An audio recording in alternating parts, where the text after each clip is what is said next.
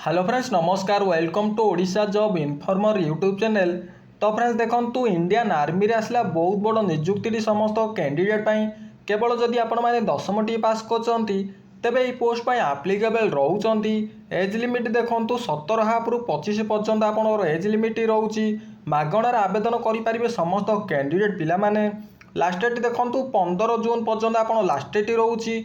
एवं देखो तेबे एथिरे क्यों पोस्टर निजुक्ति रही से केत बयस क्वालिफिकेशन आवश्यक रमिति आपण मैंने आप्लाय करेंगे सिलेक्शन प्रोसेस कौन रही एथिरे सिलेक्शन टी पाउथिले पोस्ट अनुजाई केते टंका सैलरी बा दरमा पाइबे ए सब विषय रे ए टू जेड इनफॉरमेशन आज मु आपण मानकु वीडियो माध्यम रे प्रोवाइड करदेवी। जदि एथिरे आप्लाय करबा को इंटरेस्ट रखुचंती तेबे वीडियोटी को संपूर्ण देखि नेबे। वीडियोटी भल लागिले गोटे लाइक करिवे, चैनल को नुआ करि आसीतिले सब्सक्राइब करी बेल नोटिफिकेशन ऑल बटन रे सेट करिवे जहा द्वारा फ्यूचर रे आसीबाकु थिबा एई निजुक्तिर अपडेट इनफॉरमेशन प्रथमे पाई परिबे। तेबे वर्तमान आसंतु देखिनेबा कौन रही इंडियन आर्मी रो निजुक्तिर डिटेल इनफॉरमेशन टी।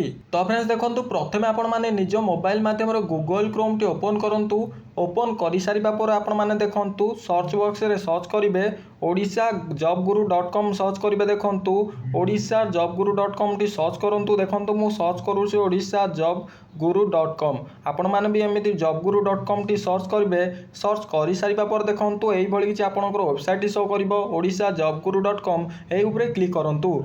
क्लिक करि सारिबा पर देखंतु आपण माने डायरेक्ट तळु तळु स्क्रॉल करिवे। मु आपण मानू कहि रखितली इंडियन आर्मी रहिछि। देखंतु इंडियन आर्मी उपरे क्लिक करंतु। क्लिक करि सारिबा पर फ्रेंड्स देखंतु एई भଳି किछि शो करिवो समस्त कैंडिडेट बाई।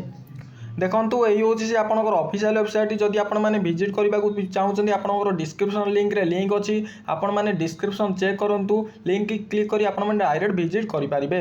देखंतु अप्लाई फॉर ऑफलाइन पोस्ट रहिछि समस्त कैंडिडेट बाई। एवं देखंतु आपनकर रिक्रूटमेंट पीडीएफ रहिछि। जदि आपण माने पीडीएफ टी डाउनलोड करबा को चाहउछन्ती एई होछि से आपनकर पीडीएफ टी आपण माने डायरेक्ट पीडीएफ टी डाउनलोड करि परिबे। एवं देखंतु रिक्रूटमेंट ओवरवाइज देखंतु आपनकर ऑर्गेनाइजेशन नेम टी रहिछि इंडियन आर्मी रहिछि। एवं देखंतु आपनकर एप्लिकेशन स्टार्ट डेट देखंतु 15/5/2025 रु स्टार्ट होई गलानी।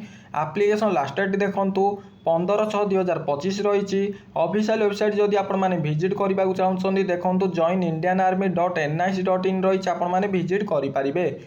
नंबर ऑफ वैकेंसी देखंतु नॉट मे मेंशन रही। टाइप ऑफ जॉब देखंतु परमानेंट रहिबो। कैटेगरी देखंतु सेंट्रल गवर्नमेंट जॉब टी रही। नेम ऑफ द पोस्ट देखंतु हाबिलदार नबी सुबदर पोस्ट रही समस्त कैंडिडेट बाई। एप्लिकेशन मोड टी देखंतु ऑफलाइन माध्यम आपण माने आवेदन करि परिबे। Who can apply all India रो कैंडिडेट पिला माने आवेदन करि परिबे। जॉब लोकेशन टी इंडिया रही समस्त कैंडिडेट बाई। तापर देखंतु एज लिमिट कोन रहउची समस्त कैंडिडेट में देखंतु 17 रु 25 वर्ष पर्यंत आपनकर एज लिमिट रहउची समस्त कैंडिडेट बाई। आपनकर एजुकेशनल क्वालिफिकेशन देखंतु जदि आपण माने candidate complete should be have passed matriculation. जदि आपण माने केवल 10टी पास करचंती तबे ए पोस्ट पय एप्लीकेबल रहउचंती। एवं देखंतु बहुत भल सैलरी रहिबो। पेंशन भी मिलिबो समस्त कैंडिडेट बाई। अलाउंस भी मिलिबो समस्त कैंडिडेट बाई।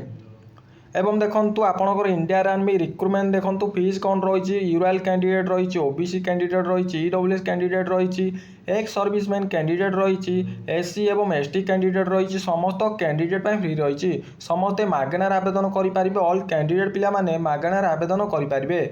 देखंतु इंपोर्टेंट डॉक्यूमेंट कौन कौन सब डॉक्यूमेंट दरकार रोची। ऑल एजुकेशनल क्वालिफिकेशन सर्टिफिकेट दरकार रहिबो। 10th मार्कशीट दरकार रहिबो। 2 recent colour passport size photo दरकार रहिबो। सिग्नेचर एंड फोटोग्राफी दरकार रहिबो। कैश सर्टिफिकेट दरकार रहिबो। वैलिड आईडी प्रूफ माने आपनकर आधार कार्ड दरकार रहिबो। वोटर आईडी एवं पैन कार्ड दरकार रहिबो समस्त कैंडिडेट बाई। देखंतु जदि आपण माने डायरेक्ट आवेदन करबा को चाहउछन्ती अप्लाई ऑनलाइन लिंक रही एई उपरे क्लिक करंतु। आपण माने डायरेक्ट वेबसाइट की विजिट करी आपण माने आवेदन करि परिबे।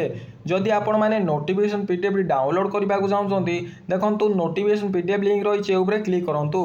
क्लिक उपरे क्लिक करि सारिबा पर देखंतु एई भଳି किछि शो करिवो समस्त कैंडिडेट बाई। देखंतु एई होछि से आपनकर नोटिफिकेशन पीडीएफ टी जदि आपण माने पीडीएफ टी डाउनलोड करबा को चाहउछन्ती तबे एई भଳି प्रोसेस माध्यम रे आपण माने डाउनलोड करि परिबे।